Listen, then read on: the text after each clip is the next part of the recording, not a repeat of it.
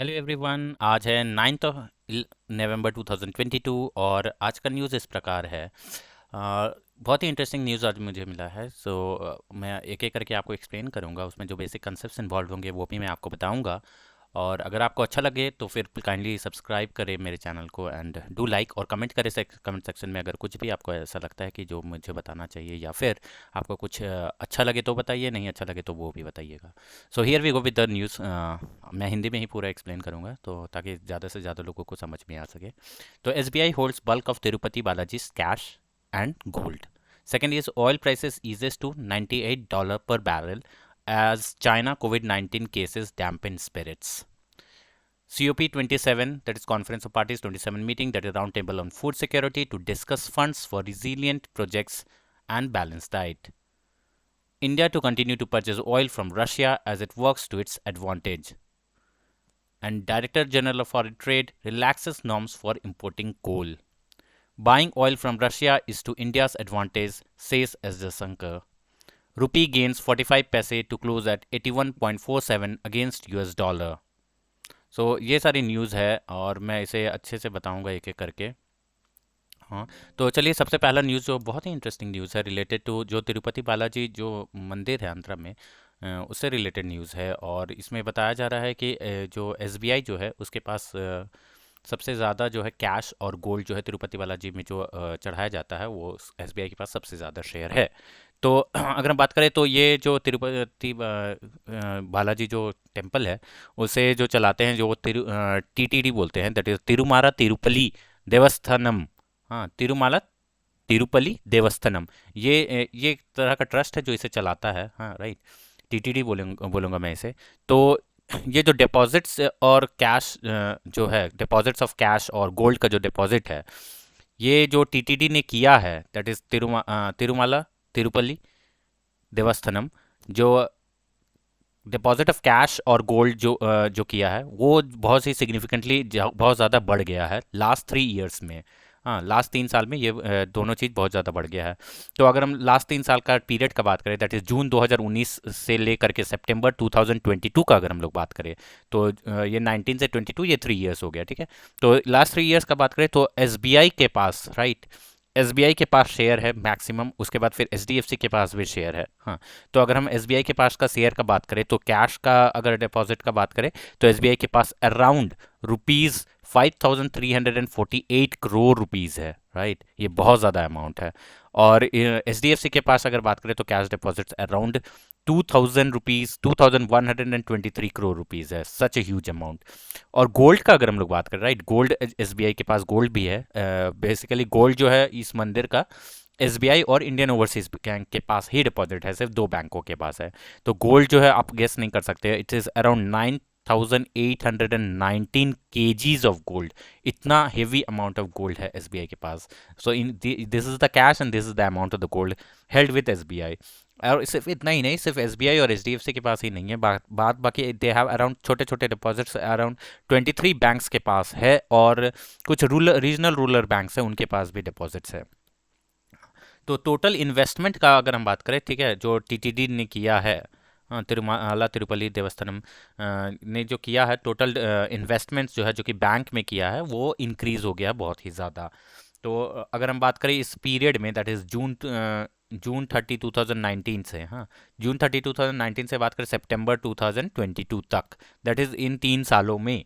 हाँ, तो इस टाइम में जो टोटल इन्वेस्टमेंट था वो था around 13,025 crore rupees, total amount of investment. और अभी राइट नाउ जो है वो हो गया 15,938 करोड़ रुपीज़, राइट। सो 13,000 से 15,000 करोड़ रुपीज़ हो गया है। और गोल्ड का टोटल गोल्ड अमाउंट का अगर बात करें, हाँ, if you talk about only gold, तो दैट इज़ इस टाइम पे था 7,340 केजीज ऑफ गोल्ड। और right now it is around 10,257 kgs of gold. So 10,000 KGs of gold and this was 7,340 KGs of gold, जिसमें कि 10,000 केजीज ऑफ गोल्ड में 9,800 KGs तो SBI के पास ही है, बाद बाकी इंडियन ओवरसीज बैंक के पास भी है, right. So this amount is 10,257 kilo KGs of gold. So this is a huge amount. हाँ, और गोल्ड डिपॉजिट जैसे मैंने कहा कि सिर्फ गोल्ड डिपॉजिट दो बैंकों के पास है, एसबीआई के पास है और इंडियन ओवरसीज बैंक के पास है। हाँ, इसका, इस मंदिर का तो it is around gold, SBI के पास मैंने जैसे बोला 9,819 केजीज ऑफ गोल्ड है, और इंडियन ओवरसीज बैंक के पास अराउंड 438 केजीज ऑफ गोल्ड है। तो दोनों को अगर ऐड कर दे तो it is 10,257 kgs of gold. So this is equivalent to this here. So H D F C and Indian Overseas Bank hold the majority of the rest. So तीन bank को आप बोल सकते हैं, एस बी आई हो गया, H D F सी हो गया और इंडियन ओवरसीज बैंक हो गया। इंडियन ओवरसीज बैंक का हेडक्वार्टर एक्चुअली चेन्नई में है। हाँ, सो this is in south India only. और एच डी एफ सी और एस बी आई का इन दोनों का हेडक्वार्टर मुंबई में है। सो बिकॉज ऑफ विच ये साउथ में ही है, तो इसलिए इसमें भी डिपॉजिट रखना इम्पोर्टेंट, इनके लिए सही लगा इनको। So this was all very interesting news जो आज मिला मुझे न्यूज़पेपर में। Next news is related to oil prices ease to $98 a barrel as China's COVID-19 cases dampen the spirits। ठीक है, तो इसमें क्या है कि चाइना जो है उसमें वहाँ कोरोना फिर से बढ़ गया, तो मोर देन 7,000 केसेस पाया गया, right, way reported in China. तो फिर इसलिए ना कि जो चाइना राइट नाउ बहुत ही स्ट्रिक्ट कमिटमेंट कर रखा है, हाँ, ज़ीरो कोविड पॉलिसी का। हाँ, कि कोई भी कोविड किसी जगह में पाया जाएगा तो उसे एंटायरली लॉकडाउन कर दिया जाएगा। तो बहुत सारी सिटीज़ अभी चाइना में लॉकडाउन किया हुआ है। तो ये जो कमिटमेंट है, स्ट्रिक्ट कमिटमेंट है, इस वजह से हाँ, जो डिमांड है चाइना से जो आता है, क्रूड ऑयल का डिमांड है, ऑयल वो कम हो गया। डिमांड हैज़ डिक्रीज सिग्निफिकेंटली, बहुत सारे इंडस्ट्रीज बंद हो गए हैं, इस कारण से डिमांड कम हो गया है चाइना से। तो और चाइना, आपको पता है, China is the world largest crude oil importer जो है। चाइना इस सबसे ज़्यादा डिमांड करता है क्रूड ऑयल का, ये this is the largest crude oil importer, highest. और इस कारण से जो है डिमांड कम होने से जो ऑयल प्राइसेस है वो कम हो गया। एक्चुअली क्या होता है ना, जैसे ये प्राइस है, ये क्वांटिटी डिमांडेड है, तो ये हो गया डिमांड कर्व, राइट। अब अगर, और ये हो गया जैसे सप्लाई कर्व, राइट। अगर डिमांड कम हो जाता है ना तो डिमांड कर्व लेफ्टवर्ड शिफ्ट हो जाता है, राइट। तो डिमांड कर्व इधर हो गया, डिमांड कम हो गया, तो पहले प्राइस ये था P1, अब प्राइस क्या हो गया, यहाँ डिमांड सप्लाई जहाँ इंटरसेक्ट करता है वो नया प्राइस है, ये हो गया P2। तो देखिए P2 is less than P1, P2 नीचे है P1 से। पहले ये प्राइस था, अब ये प्राइस है। जहाँ डिमांड और सप्लाई इंटरसेक्ट करे that is the equilibrium price. ठीक है, तो डिमांड कम हो जाने से सब प्राइस भी कम हो जाता है। तो that is the most important reason क्यों oil prices has ease to $98, because जो चाइना का कोविड-19 का पॉलिसीज है उस वजह से डिमांड कम हो गया, जिस कारण की प्राइस भी कम हो गया है। और फिर एक और फैक्टर है इसमें कि ऑयल प्राइसेस ये क्योंकि घट गया है, तो इसके अगेंस्ट जो है, जो फिर भी कोशिश कर रहा है, जो सप्लाई साइड पार्टी है वो कोशिश कर रहा है कि इसका प्राइस बढ़ा दिया जाए, राइट। तो प्राइस कैसे बढ़ाया जा सकता है, डिमांड तो कम हो गया, तो एक काम किया जा सकता है, यहाँ अगर ये वाला प्राइस वापस चाहिए, राइट, तो फिर क्या करेगा, ये जो है सप्लाई को घटा दिएगा, राइट, S1 कर देगा। सप्लाई अगर घटा देगा तो देखिए ये नया डिमांड और ये नया सप्लाई कर जहाँ इंटरसेक्ट करे, सेम P1 पे इंटरसेक्ट कर रहा है, तो इस तरह से इक्विलिब्रियम प्राइस वापस से वहीं आ जाएगा, राइट। जैसे ये था, ये this was the demand, this is the supply. अब जो है डिमांड जो है घट गया, डिमांड यहाँ घट गया तो फिर प्राइस यहाँ आ गया, P2 आ गया। पहले प्राइस यहाँ पे था, P1 पे था। अब सेम प्राइस लाने के लिए सप्लाई को अगर घटा दिया जाए, सप्लाई कर लेफ्टवर्ड शिफ्ट कर दे, S1 पे चला जाए, तो देखिए यहाँ सप्लाई और ये नया डिमांड कर्व D1 जहाँ भी इंटरसेक्ट करे, सो वापस से सेम इक्विलिब्रियम प्राइस पे आ गया। So this is how it works. तो इसको प्राइस को वापस से बढ़ाने के लिए जो ओपेक प्लस कंट्रीज है वो लोग जो है एग्रीमेंट किए हैं कि they are going to reduce the supply, ताकि प्राइस फिर से वापस बढ़ जाए। हाँ, तो दिस एक डिफरेंस है जी, OPEC and OPEC plus countries are ये दोनों डिफरेंट है। इसमें अराउंड 14 मेंबर्स है, हाँ, देयर आर 14 मेंबर्स, पर ईरान को अभी नहीं लिया जा रहा है, तो देयर आर 13 मेंबर्स। तो ओपेक में कंट्रीज में जैसे आ गया इराक हो गया, Iraq is OPEC country, Iraq हुआ है, कुवैत है, हाँ, कुवैत, सऊदी अरेबिया हो गया, वेनेजुएला हो गया, these are the OPEC countries. And OPEC plus countries हो गया अज़रबैजान है, राइट, अज़रबैजान, बहरीन है, ब्रूनी है, कजाकिस्तान है, राइट, मलेशिया है, मेक्सिको है, हाँ, मलेशिया हो गया, मेक्सिको हो गया, ओमान हो गया, रसिया, सूडान, साउथ सूडान, हाँ, Sudan, South Sudan, these are the countries that form the OPEC plus nations. तो ओपेक प्लस नेशंस ने डिसाइड किया है कि वो अपना आउटपुट को कट करेंगे ताकि वे प्राइस वापस से अराउंड $100 पर बैरल हो जाए। 1 बैरल में कितना लीटर्स होता है क्रूड ऑयल? 159 लीटर्स अप्रॉक्स होता है 1 बैरल में, लीटर्स ऑफ ऑयल होता है इन 1 बैरल। ये कुछ इंपॉर्टेंट चीज़ है जो हमें जानना चाहिए, बेसिकली हम ध्यान नहीं देते हैं, but it's important. 1 barrel is 159 litres of oil.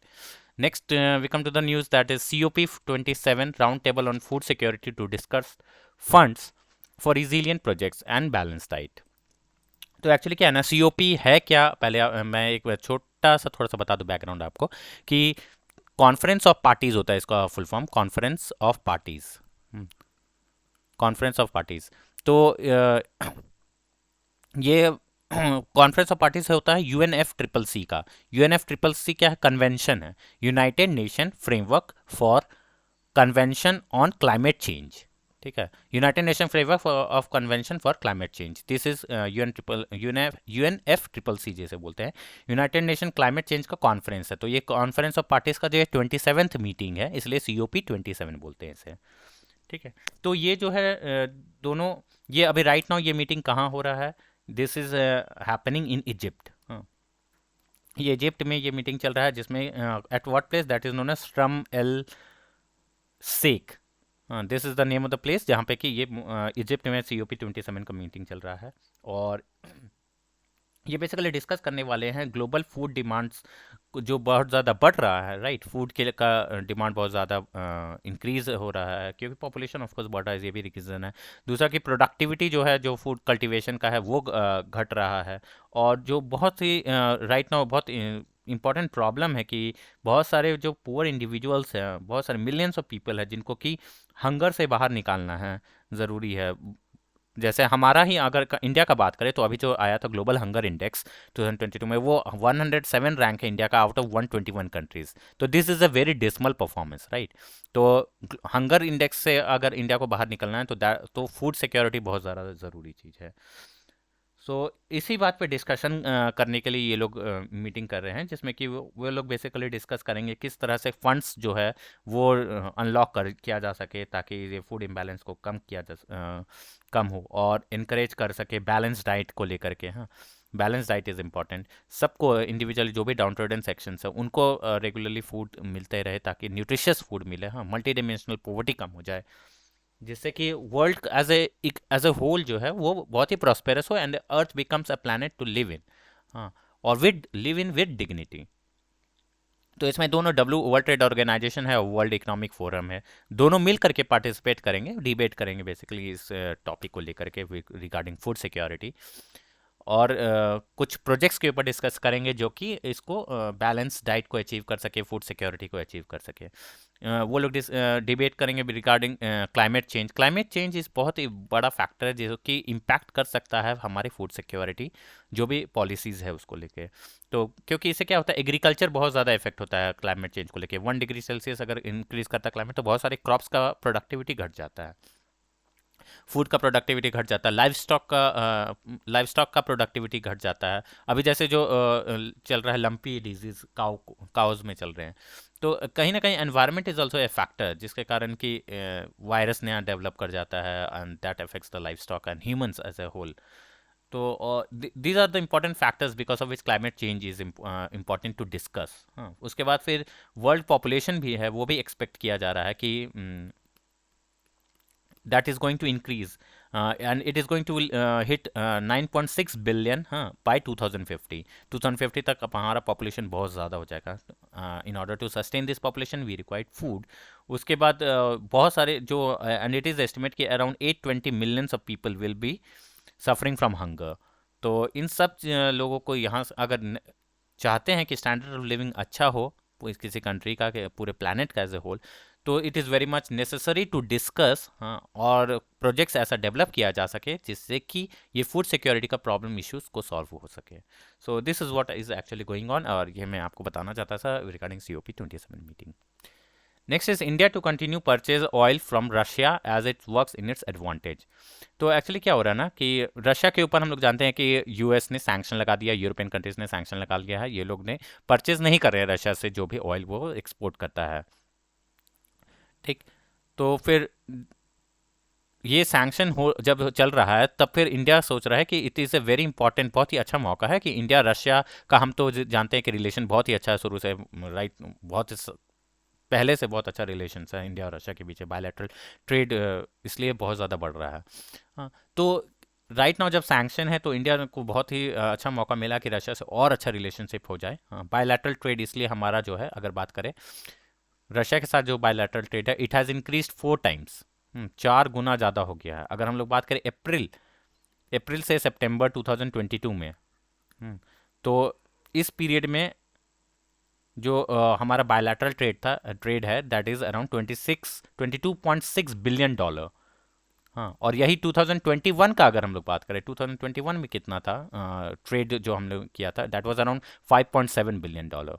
हाँ, so around around 4 times jump हो गया है, राइट।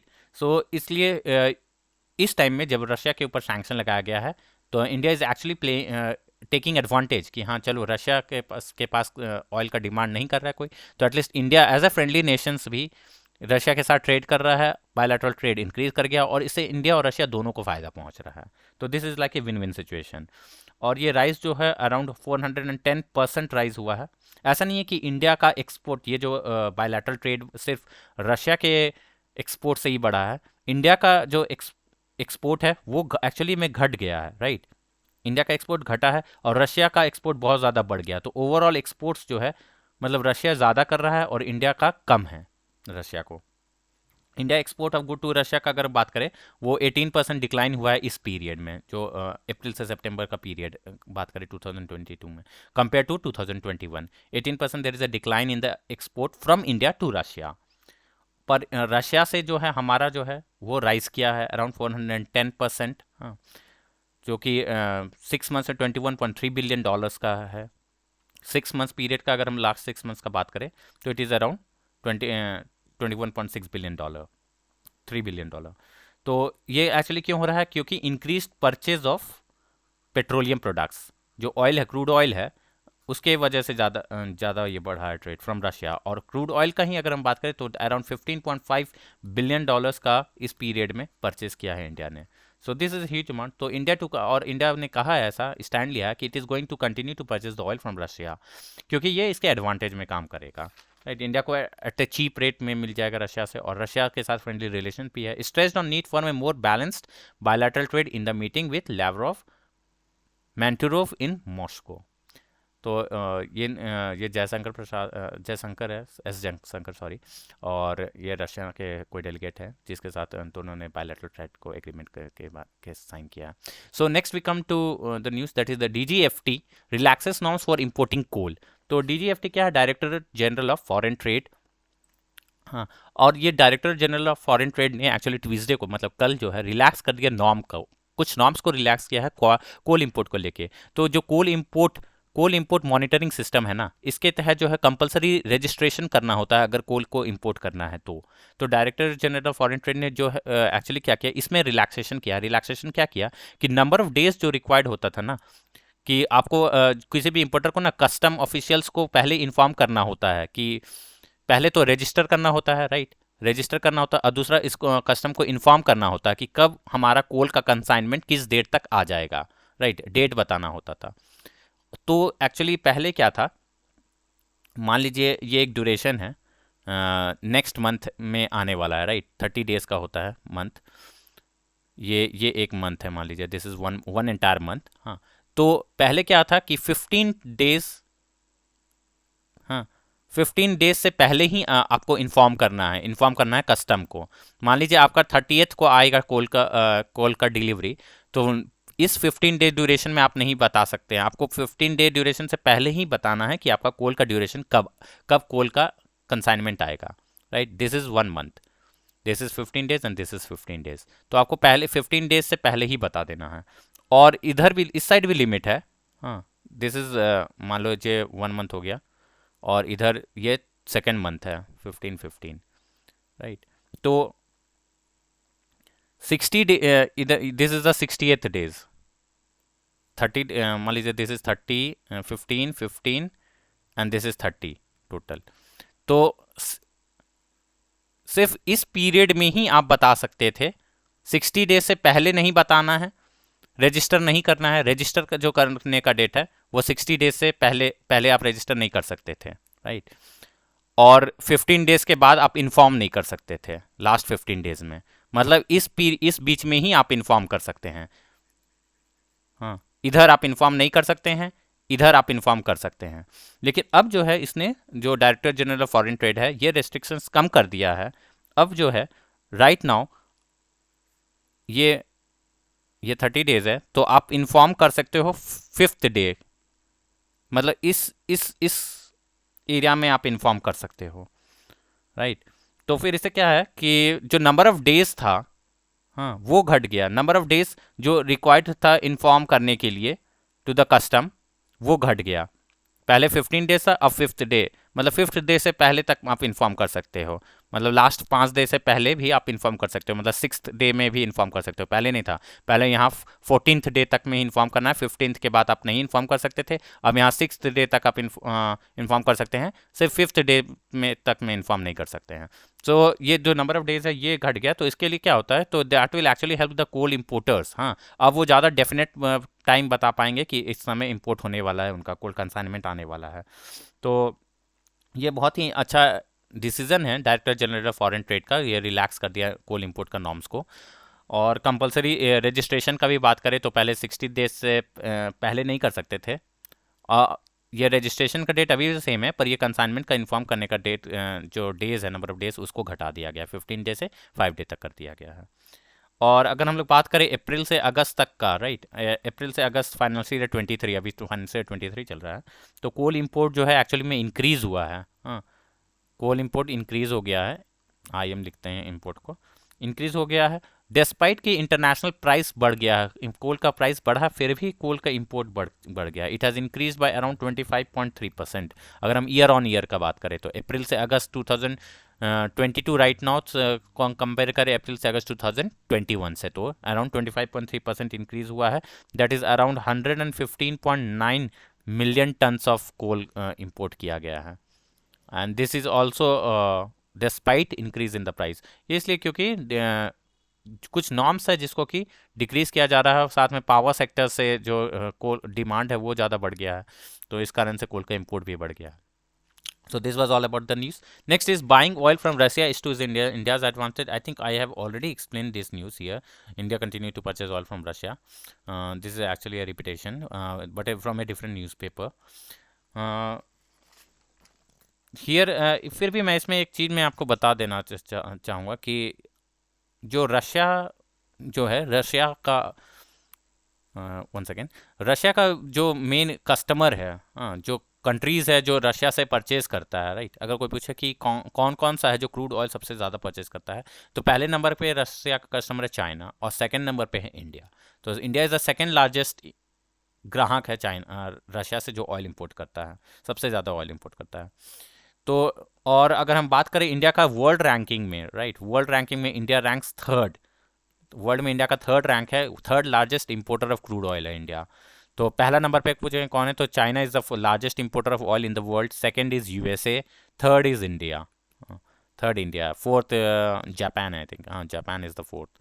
तो this is the world wide, मतलब कंट्री वाइज रैंकिंग कि वो कितना इंपोर्ट करता है सबसे ज़्यादा। रशिया के दो मेन कस्टमर्स है, चाइना एंड इंडिया। चाइना सबसे ज़्यादा करता है, इंडिया सेकंड का है। तो और ये तो हो गया कि this was all about the ranking, right. तो कंज्यूमर जो है, इंडिया का ऐसा मानना है कि राइट नाउ कंज्यूमर को ऑयल का बहुत ज़्यादा ज़रूरत है, और रशिया क्योंकि चीप पे सप्लाई कर रहा है, क्योंकि उसके ऊपर ऑलरेडी रेस्ट्रिक्शंस है, दूसरे कंट्रीज नहीं खरीद रहे हैं, तो इंडिया को ऐसा लगता है कि अभी राइट नाउ बहुत ही अच्छा एडवांटेज है कि कस्टमर्स को इसका फ़ायदा मिले। So that is the reason क्यों ये इंडिया रशिया से और ज़्यादा ट्रेड बढ़ा दिया है, especially related to the crude oil imports. और दूसरा एक और चीज़ है कि इंडिया का जो है, जो इंडिया जो यूरोप को एक्सपोर्ट करता है, राइट, रिफाइंड ऑयल एक्सपोर्ट करता है, क्रूड ऑयल लेता है और रिफाइंड ऑयल इंडिया यूरोप को एक्सपोर्ट करता है। तो राइट नाउ यूरोप के जो रशिया यूक्रेन क्राइसिस चल रहा था, उस कारण से यूरोप जो है एनर्जी डिमांड रशिया से करना बंद कर दिया, तो इंडिया अब सप्लाई कर रहा है। हाँ, तो इंडिया बेसिकली रशिया से इंपोर्ट करके और उसे रिफाइन करके एक्चुअली यूरोप को सेल कर रहा है। तो इस कारण से इंडिया में जो है क्रूड ऑयल का डिमांड ज़्यादा बढ़ गया है। This is also important factor. ये मैं एक्स्ट्रा बस आपके नॉलेज के लिए ऐड ऑन कर दिया इस न्यूज़ में। Next is rupee gains 45 paise to close at 81.47 against US dollar. तो रुपी जो है एक्चुअली में फिर से अप्रिशिएट कर रहा है, मतलब वापस से स्ट्रांग हो रहा है थोड़ा सा कंपेयर टू यूएस डॉलर। थोड़ा सा मतलब बहुत थोड़ा सा, अर्लियर इट वाज अराउंड 82 और 83 के बीच में चल रहा था, ये अब 81 और 82 के बीच में आ गया है। हाँ, तो ऐसा क्यों हो रहा है? बिकॉज पहला हो गया कि क्रूड ऑयल का प्राइसेस घट गया है, राइट। पहले ही मैंने आपको फर्स्ट न्यूज़ में सेकंड न्यूज़ में बताया कि crude oil price has declined, right. और इसको डिक्लाइन को कॉम्पनसेट करने के लिए ओपेक, क्योंकि बेसिकली चाइना से डिमांड कम हो गया है, China is the largest consumer of the crude oil. और दूसरा रीज़न है इसको कॉम्पनसेट करने के लिए जो ओपेक प्लस कंट्रीज़ है वो अपना सप्लाई डिक्रीज़ कर रहे हैं। तो पहला इसलिए मतलब कि प्राइसेस कम है क्रूड ऑयल का, राइट।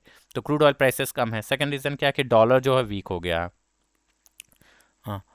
और थर्ड रीज़न हो गया कि सस्टेन फॉरेन फंड्स इनफ्लोज जो है वो सस्टेन हो रहा है, मतलब कि लगातार जो है इनफ्लो ऑफ फॉरेन फंड्स आ रहा है, मतलब जो फॉरेन इन्वेस्टर्स है वो हमारे कंट्री में, सॉरी इंडिया में जो है इन्वेस्ट कर रहे हैं लगातार।